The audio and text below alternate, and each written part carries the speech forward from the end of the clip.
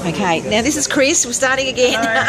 He's very nicely going to teach me how to make matcha tea. Okay, yes. All right. So at this stage... So we've got our 80 degrees Celsius water in here. So I've filled it up with about 3/4 boiling water and 1/4 tap water. And it's filled up to about 1.5 cups worth of matcha. So a cup of matcha is actually 150 mils of water. Not your standard metric cup, which is 250 mils. So we've got about 200 mils of water in there. So we're going to do 2 scoops of matcha as well, just to make it a bit stronger. And then you grab your whisk. Now you don't want that to touch the bottom of the bowl, it should just hover just above, so about that deep in. And then just whisk in an M shape, so you whisk like this. Now of course you speed it up a little bit, so I'm going to start to do that.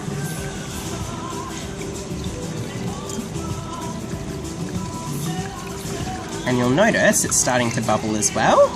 So that bubbling, you'll notice that once you start to build up a froth, it's essentially ready to drink. That's signalling that the tea has actually been oxidized. It's had a fair bit of air beaten into it. And what was that you were saying about the actual bamboo mixer? That does oxidize the actual matcha. Yeah, exactly. So they make these specifically for matcha because they've got a minimum of roughly around 70 bristles or so.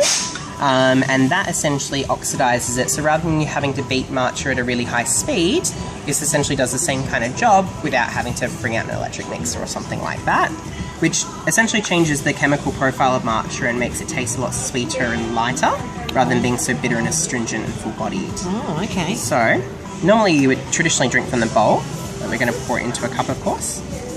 There you go. And that is it.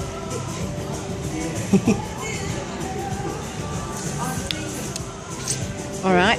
Yep, that's lovely. And now let's put a bit of soy and honey. So that's very drinkable. Yeah. So you should have that like lighter, sweeter taste to it at this point. And we'll add that bit of milk and honey to it. I can feel that goodness just going all the way through me. It's amazing stuff.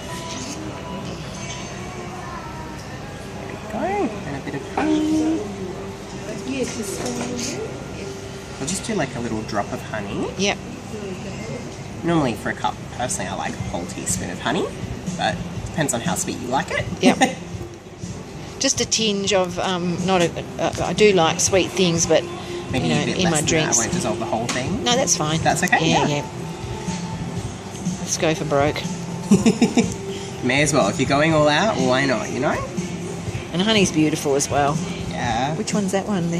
Just the normal capulana? Yeah. Yeah. That is yours.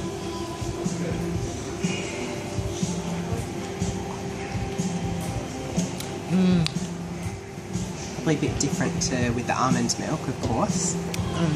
It's very drinkable. Yeah. It's beautiful stuff.